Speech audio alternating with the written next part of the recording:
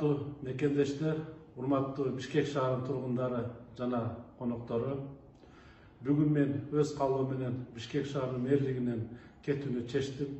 Урматтуу достор, сөзүмдүн башында Ош шаарынан Бишкек шаарынын мэринин милдетин аткарууга шерин көрсөткөн урматтуу президентибиз Садыр Нуркожоевичке терең ыраазычылык билдирем.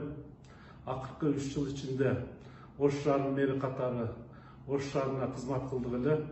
3 жыл ичинде мүмкүнчүлүккө жараша иштеп, эл үчүн аз да болсо кызмат кылдык деп ойлойм. Жаңы максаттар, жаңы пландар менен Бишкек шаарына да кызмат кылып, Борбор калаабызды мындан да жакшы кылып оңдойбуз деп пландаганбыз. Бир күн сөзсүз Бишкек үчүн да өз салымыбызды кошоруна ишенем. Урматтуу шаардыктар, урматтуу мекендештер, менин кызматты тапшыруумда эч кандай саясат жок. Бул менин айрым себептерге байланыштуу жеке өзүмдүн чечимим. Али далай кызмат кылабыз. Ким кандай пикирде, кандай ойдо болбосун, бизде биринчи максатыбыз мамлекетке, элге кызмат кылуу. Буга чейинки эл үчүн жасаган аракеттерибизге элибиз өз баасын берет.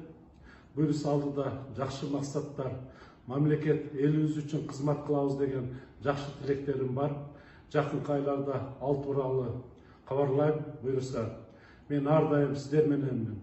Кош колдогондорго, сын айтып бизди чыйралткандарга, жалпы мекендештериме ыраазычылык билдирем. Мамлекетибизде тынчтык болсун, элибизде аманчылык болсун, борбор калаабыз тынч болсо, өлкөбүз тынч болот. Буюрса Бишкек өнүккөн шаарлардын катарында болот. Биз баарыбыз кыргызстандыкпыз. Кыргызстаныбызды көздүн карайгындай сактап, мекенибиз үчүн дайыма ак тилден кызмат кылайлы. Дагы бир жолу урматтуу шаардыктар, силер үчүн биз али аткара турган иштерибиз астыда.